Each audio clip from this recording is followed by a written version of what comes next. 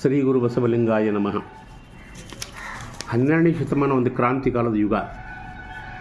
ಬಸವಣ್ಣಂಥ ಮಹಾನುಭಾವ ಈ ಭೂಮಿ ಹುಟ್ಟಿದ ಮೇಲೆ ಯಾರೂ ಹುಟ್ಟಿಲ್ಲ.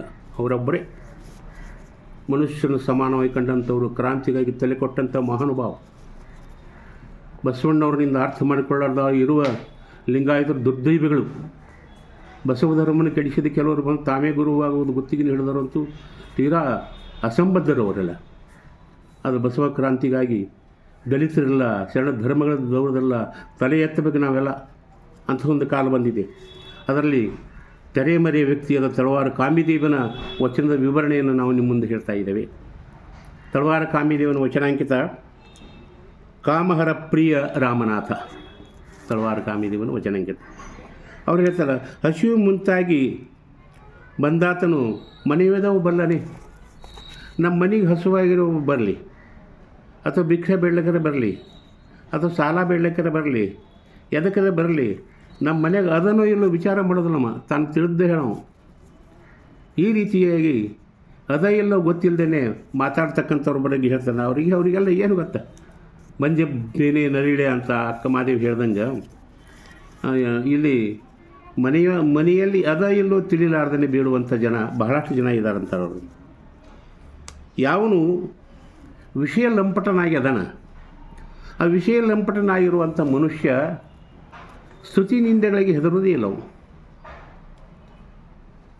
ಹೊಗಳ್ರಿ, ಒಂದೆರಡು ರೇಟ್ ಹೊಡೀರಿ, ಕೈಯಂದರೆತ್ತು ಒಂದು ಹೊಡ್ರಿ, ಕಾಲಂತ ಒಂದು ಹೊಡ್ರಿ, ಮತ್ತವ್ರು ಅದಕ್ಕೆ ಹೋಗೋರು. ಯಾಕೆ ವಿಷಯ ಅಂದರು ಅದು ಸಹಜ ಆಗಿಬಿಟ್ಟಿರ್ತದೆ ಅವ್ರ ಪಾಲಿಗೆ. ಇವತ್ತು ಸಮಾಜ ಅದೇ ಇದೆ. ಬೇಕಾದಷ್ಟು ರಾಜಕಾರಣಿಗಳಿಗೆ ಅಥವಾ ಸಮಾಜದಲ್ಲಿರೋ ಅನೋರಿಗೆ ಬೇಯ್ತಾರೆ. ಆ ಬೇಗಳ ಕೇಳಿಯೂ ಕೇಳಾರ್ದಂಗೆ ಅದಾರ ನೋಡಿ. ಹೀಗೆ ಇರ್ತಕ್ಕಂಥ ವಿಷಯಾಂದರು ಸ್ತುತಿ ನಿಂದೆಗಳಿಗೆ ಹೆದರರು ಅಂತ ಹೇಳ್ತಾರೆ ಅವರು. ಖ್ಯಾತಿಯ ಲಾಭಕ್ಕೆ ಮಾಡುವಾತ ಭ್ರಾಂತದಲ್ಲಿರೋವಲ್ಲನೇ. ಯಾವ ಭ್ರಾಂತಿ ಒಳಗದ ನೋಡ್ರಿ. ಭ್ರಾಂತಿ ಅಂದ್ರೇನು? ಅದು ಇರುವುದಿಲ್ಲ ಅದ ಅಂತ ತಿಳ್ಕೊಳ್ಳೋದು, ಇದು ಭ್ರಾಂತಿ. ಸಂಸಾರದ ಸುಖ ಇಲ್ಲ, ಸುಖ ಅಂತ ತಿಳ್ಕೊಳ್ಳೋದು ಭ್ರಾಂತಿ. ನಾವು ಶಾಶ್ವತವಾಗಿ ಇರೋದಿಲ್ಲ, ಆದರೂ ಶಾಶ್ವತವಾಗಿರ್ತೀವಿ ತಿಳ್ಕೊಳ್ಳೋದು ಭ್ರಾಂತಿ. ಇಂಥ ಭ್ರಾಂತಿಯೊಳಗೆ ಯಾರದಾರ ನೋಡ್ರಿ. ಆ ಭ್ರಾಂತಿಯೊಳಗೆ ಇದ್ದಂಥವ್ರು ಖ್ಯಾತಿ ಲಾಭಕ್ಕೆ ಬಯಸಿರ್ತಾರೆ. ಅವರು ಬರೀ ಹೆಸರು ಗಳಿಸೋದು. ನನ್ನ ಹೆಸರು ಬರಬೇಕು, ನನ್ನ ಹೆಸರು ಬರಬೇಕು. ಹೆಸರು ಗಳಿಸುವುದಕ್ಕಾಗಿ, ದುಡ್ಡು ಗಳಿಸುವುದಕ್ಕಾಗಿ ಏನನ್ನಾದರೂ ಬಲಿ ಕೊಡಬಲ್ಲರು ಈ ಭ್ರಾಂತಿ ಒಳಗಿದ್ದಂಥವ್ರು. ಹೆಸರು ಒಂದೇನೋ 10-20 ರೂಪಾಯಿ ಕೊಟ್ಟರೆ ಅದು ನಮ್ಮ ಹೆಸರು ಹಾಕ್ರಪ್ಪ, ನಮ್ಮ ಹೆಸರು ಸ್ಪೀಕರ್ದಾಗ ಹೇಳ್ರಿ. ಯಾವಾಗ ದಾನ ಕೊಟ್ಟು ಅದರ ಪ್ರಚಾರವನ್ನು ಬಯಸಿದ್ರಿ ಅಂದ್ರೆ ಅದರ ಪುಣ್ಯ ಹಾಳಾಗಿ ಹೋಗಿದ್ರು. ಆದ್ದರಿಂದ ಖ್ಯಾತಿ ಬಯಸುವುದಕ್ಕಾಗಿ, ಹೆಸರು ಗಳಿಸುವುದಕ್ಕಾಗಿ ನಾನು ದೊಡ್ಡವನಾಗಬೇಕಂತ ಎಲ್ಲರೂ ಪ್ರಯತ್ನ ಮಾಡ್ತಾರೆ. ಆದರೂ ಅರ್ಹತೆ ಇಲ್ಲ, ಯಾರೂ ದೊಡ್ಡವರಾಗೋದಿಲ್ಲ. ಯಾವನು ಭ್ರಾಂತಿ ಮನದನ. ಈಗ ಯಾರ್ಯಾರು ದೊಡ್ಡವರಾದರು, ಗಾಂಧಿಯವರು, ಲಾಲ್ ಬಹದ್ದೂರ್ ಶಾಸ್ತ್ರಿಯವರು, ಭಾರತ ರತ್ನ ಡಾಕ್ಟರ್ ಅಂಬೇಡ್ಕರ್ ಅವರು ದೊಡ್ಡವರು ಅದರಲ್ಲ. ದೊಡ್ಡವರಾಗಬೇಕಂತ ಹುಚ್ಚುಳ್ಳವರು ಅಲ್ಲವರು, ಭ್ರಾಂತಿಯವರು ಅಲ್ಲ. ಅವರು ನಿಜವಾಗಿಯೇ ದುಡ್ದಂಥವ್ರು, ನಿಜವಾಗಿ ಅರ್ಹತೆ ಉಳ್ಳಂಥವರು ಭ್ರಾಂತಿಯವ್ರ ಬಳಿ ಇರುವುದಿಲ್ಲ. ಆದ್ರ ಕಡೆಗೆ ಹೆಸರುವಾಸಿಯಾಗಿರುವವರು ಅವರೇ. ಇವತ್ತಿನ ದಿವಸ ಅಯೋಗ್ಯರು ಸಹಿತ ಒಂದೇ ಸವನೆ ತಮ್ಮ ಹೆಸರಿಗಾಗಿ ಭ್ರಾಂತಿಯಲ್ಲಿ ಇದ್ದುಕೊಂಡು ಹೆಸರು ಗಳಿಸೋಕ್ಕೆ ಪ್ರಯತ್ನ ಮಾಡ್ತಾ ಇದ್ದಾರೆ.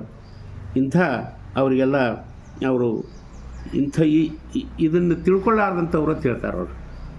ಅದಕ್ಕೆ ಅವ್ರು ಹೇಳ್ತಾರೆ, ಇಂತಿವರು ಮಾಡುವ ಭಕ್ತರು ಅಪ್ಪಯನಿಕೆ ಅನ್ನ, ಅಶನಕ್ಕೆ ಹೊನ್ನು, ವಿಷಯಾದಿಗಳಿಗೆ ಹೆಣ್ಣು, ಇಚ್ಛೆ ನೆರೆದು ಒದಗಿಸಿಕೊಟ್ಟಲ್ಲಿ ಈ ತ್ರಿವಿಧಕ್ಕೆ ಉಚಿತವೆಂದರಿಯಬೇಕೆಂದ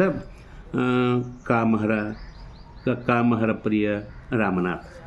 ಇಂಥವರು ಹೇಳ್ತಾರವರು, ಯಾವನಿಗೆ ಹಸುವಾಗ್ಯದ ಅವನಿಗೆ ಅನ್ನ ಬೇಕು, ಯಾವನಿಗೆ ವ್ಯಸನದ ಅವನಿಗೆ ಹೆಣ್ಣ ಬೇಕು. ಏನು ರೀ, ಯಾವನು ಹಸದವನಿಗೆ ಅನ್ನ ಬೇಕು, ಹಪಾಟತನ ಹೇಳುವಂಥವನಿಗೆ ಧನ ಬೇಕು. ಇನ್ನು ಈ ಹೆಣ್ಣು ಹೊಣ್ಣು ಮಣ್ಣುಗಳ ಬಗ್ಗೆ ಬಡ್ಕೊಳ್ತಕ್ಕಂಥವ್ರು ಅವರು ಹೇಳ್ತಾರೆ, ಹಸದವನಿಗೆ ಅನ್ನ ಬೇಕು, ವಿಷಯಾಂತನಿಗೆ ಹೆಣ್ಣು ಬೇಕು, ಇಚ್ಛೆ ನರಗಿಸಿ ಕೊಟ್ಟಲ್ಲಿ ತ್ರಿವಿಧ ಭ್ರಾಂತಿಯ ಉಚಿತವೆಂದರಿಯಬೇಕೆಂದ ತಳವಾರ ಕಾಮಿದೇವ ಅಂದರು. ಇವೆಲ್ಲ ವಿಷಯಕ್ಕಾಗಿ ಬಡ್ಗಾಡ್ತಕ್ಕಂಥವ್ರು ಇವರು ಉಚಿತವಾಗಿರ್ತಕ್ಕಂಥವ್ರಂತ. ಏನು ತಮ್ಮಟ್ಟ ತಾವು ಬಡ್ಕೊಳ್ಳೋರು. ಹಸಿದವನ ಅನ್ನಕ್ಕೆ ಬಡ್ಕೊಂಡ, ವಿಷಯ ಅಂತ ಹೆಣ್ಣಿಗೆ ಬಡ್ಕೊಂಡ. ಏನು ಗಳಿಸ್ಬೇಕನ್ನೋ ದುಡ್ಡಿಗೆ ಬಡ್ಕೊಂತ ಹೆಣ್ಣು ಹೊಣ್ಣು ಮಣ್ಣುಗಳಿಗೇನು ಇದು ಎಲ್ಲ ಜಗತ್ತಿನಲ್ಲಿ ಉಚಿತ ಸಹಜವಾಗಿದ್ದಂಥವ್ರು ಇವರು. ಅಂಥ ಉಚಿತ ಅಂದರೆ ಸಹಜವಾಗಿದ್ದಂಥವ್ರು. ಅದಕ್ಕಾಗಿ ಇವರೆಲ್ಲ ಉಚಿತ ತಿಳ್ಕೊಬೇಕು. ನಿಜವಾಗಿಯೂ ಯಾವುದಂತ ಕೇಳಿದ್ರೆ ತಿಳಿದವನಾಗಿರಬೇಕು. ನಾವು ಏನು ಮಾಡ್ಬೇಕಂತ ಕೇಳಿದ್ರೆ ಸ್ತುತಿನಿಂದೆಗಳಿಗೆ ಅಂಜುವರಾಗಬೇಕು. ಅಂದರೆ ಬಂದಾಗ ವಿಷಯ ಅಂದ್ರೆ ಆಗೋದಿಲ್ಲ. ಈ ಕೀರ್ತಿ ಹುಚ್ಚಿ ಬಿಡಬೇಕು. ಅದನ್ನು ಭ್ರಾಂತಿಯಲ್ಲಿರೋದಿಲ್ಲ ಅಂತ ಭ್ರಾಂತಿಯನ್ನು ಬಿಡಬೇಕು. ಹಾಗೂ ಇಲ್ಲಿ ಸ್ತುತಿನಿಂದೆಗಳನ್ನು ಬಿಡಬೇಕು, ಭ್ರಾಂತಿಯನ್ನು ಬಿಡಬೇಕು. ಇವೆರಡು ಮಾತನ್ನು ತಳವಾರ ಕಾಮಿದೇವ ಈ ತನ್ನ ವಚನದಲ್ಲಿ ಹೇಳ್ತಾ ಇದ್ದ.